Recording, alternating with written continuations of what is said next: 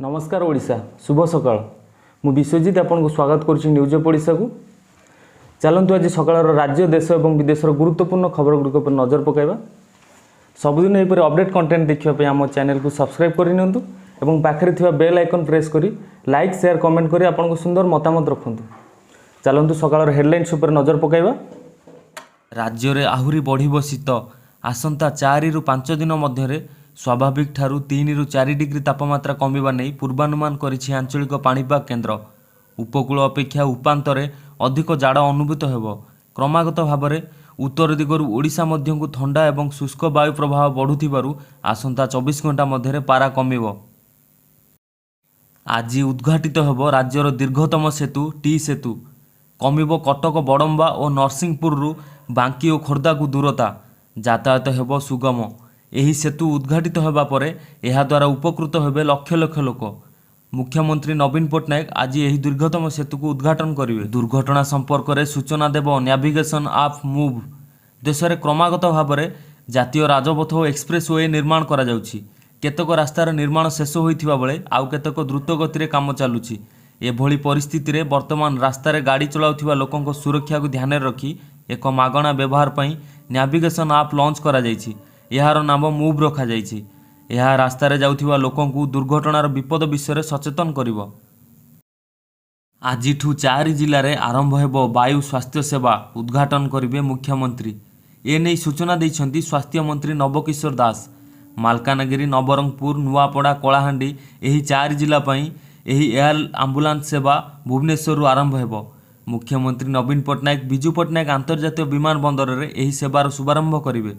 BMC रो नुआ अभियान बाहर अलिया पकाइले घरे लगाइब लाल स्टिकर। घर बाहर अलिया पकाउछन्ति कि जदि पकाउछन्ति तेबे होई जांतु सावधान, कारण आपणको घर कांथरे लागिब लाल स्टिकर। एपरि पदक्षेप नेइछि भुवनेश्वर महानगर निगम। वर्ज्य संग्रह प्रक्रियाकरण और परिचालन क्षेत्र में भुवनेश्वर बासिंदा को प्रोत्साहित करने पई एभली एक नियारा पदक्षेप नेइछि बीएमसी। घटगां माँ तारिणी पीठ खुचुरा टंका को नहीं चर्चा। दान आकार में मिलुथिबा मुद्रा को जेतेबेले बैंक रे जमा करने को दिया जाउछि ताकू नेबाकू कर्तृपक्ष अराजी हेउछन्ति। पूर्वरु जेहेतु 80 लाख टंकार मुद्रा पड़ी रही तेणु समस्या उपजुथिबा जुक्ति दर्शा जाउछि। आउ एभली स्थल रे मंदिर कर्तृपक्ष समस्या दूर करने पई आरबीआई रो मुख्य शक्तिकांत दास और केंद्र मंत्री धर्मेंद्र प्रधान को अपील करिसेंति। घटगां माँ तारिणी पीठ खुचुरा टंका को स्टेट बैंक ग्रहण न करने खबर प्रसारण पर तनाघना करिछि मंदिर ट्रस्ट बोर्ड पक्षरु ए नै बैठक करा जाइछि। पंचायत निर्वाचन लगी आचरण विधि प्रस्तुत। एथिपाई आउ पादे आगैछन्ति निर्वाचन कमिशन। समस्त प्रस्तुति प्रायतः शेष होइथिबा बेले भोटर तालिका मध्य प्रस्तुत सरिलाणी। ए सबु भितरे पंचायत निर्वाचन लगी निर्देशनामा जारी करछन्ति निर्वाचन कमिशन। खूब शीघ्र घोषणा हेबो निर्वाचन तारीख। पंजाब रे धार्मिक भावना नहीं 2 दिन रे 2 जन को श्रद्धालु माने हत्या करिछन्ति। रविवार स्वर्ण मंदिर रे गुरुद्वार धार्मिक पताका निशान हटाइबाकू चेष्टा करथिबा जणे युवकंकु सिख माने पिटी पिटी मारी देइथिले।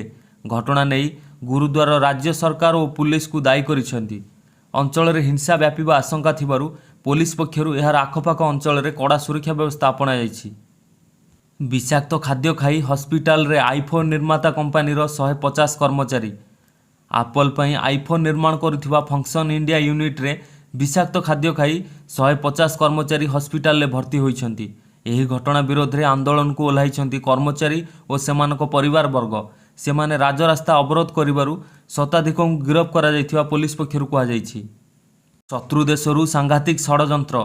आरएसएस नेतांको उपरे आक्रमण करने आईएसआई रो योजना। ड्रोन जरिया रे सीमा सेपारी आसुची अस्त्रशस्त्र। पाकिस्तान रो गुइंदा संस्था आईएसआई रो सांघातिक चाल। सीमा सेपारी रे रही देश में उत्तेजनामूलक माहौल पई लगातार प्रयास करि आसुची आईएसआई। आगकू उत्तर प्रदेश निर्वाचन अछि आउ एहाकू एक बड़ सुजोग भावी सांघातिक षडयंत्र करुची आईएसआई। पुलवामा रे जवान को घर आगे गुलीमाड़ कले आतंकवादी। सेना पक्षरु सर्च ऑपरेशन जोरदार। पुलवामा रे जड़े जवान को ऊपर को आखि बुझा गुलीमाड़ करिसेंति आतंकी। बांदजू अंचल रे गुलीमाड़ होइथिबा नै सूचना मिलिछि। गुलीमाड़ होइथिबा जवान को स्वास्थ्य अवस्था गुरुतर रहिछि। तांकु तुरंत हॉस्पिटल में भर्ती करा जाइछि। काश्मीर जोन पुलिस एने ट्वीट करी सूचना दैछन्ति। भारत रे फेब्रुआरी रे ओमिक्रॉन आनिबो तृतीय लहर। ବ୍ରିଟେନ୍, ଫ୍ରାନ୍ସ, ଆମେରିକା ଭଳି ଦେଶରେ ଓମିକ୍ରନ୍ ପ୍ରଭାବ ଦେଖାଯାଉଛି। ସଂକ୍ରମଣ ହୁ ହୁ ହୋଇ ବଢ଼ିଛି। ବିଶ୍ୱରେ ପାଖାପାଖି 90 ଦେଶରେ ବ୍ୟାପିଲାଣି ଓମିକ୍ରନ୍। ଭାରତରେ 12 ରାଜ୍ୟରେ 145 ସଂକ୍ରମିତ ଚିହ୍ନଟ ହେଲେଣି। ଏଭଳି ସ୍ଥିତିରେ ଆଗକୁ ଦେଶରେ ଓମିକ୍ରନ୍ ଦ୍ରୁତ ଗତିରେ ମାଡ଼ିବ, ଏଭଳି ଆଶଙ୍କା କରିଛି national covid super model committee.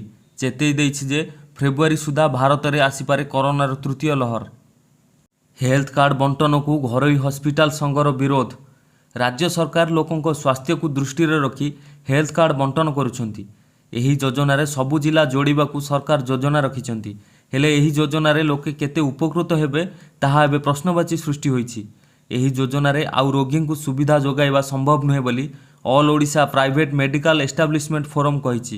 ବୀମା କାର୍ଡରେ ପୁରୁଷଙ୍କ ପାଇଁ 5 ଲକ୍ଷ ଏବଂ ମହିଳାଙ୍କ ପାଇଁ 10 ଲକ୍ଷ ଟଙ୍କା ବୀମା ରହିଛି। ହେଲେ ଏହା କାର୍ଯ୍ୟକାରୀ ହୋଇନାହିଁ। ସରକାର ବିଭିନ୍ନ ଚିକିତ୍ସାକୁ ନେଇ ଏକ ନିର୍ଦ୍ଦିଷ୍ଟ ଦେୟ ରଖିଛନ୍ତି। ଯଦି କୌଣସି ରୋଗୀର ଚିକିତ୍ସାରେ ଅଧିକ ଟଙ୍କା ଖର୍ଚ୍ଚ ହୁଏ ତେବେ ତା'ର ଭରଣ କିଏ କରିବ ସେ ନେଇ କିଛି ସ୍ପଷ୍ଟ ସୂଚନା ନାହିଁ।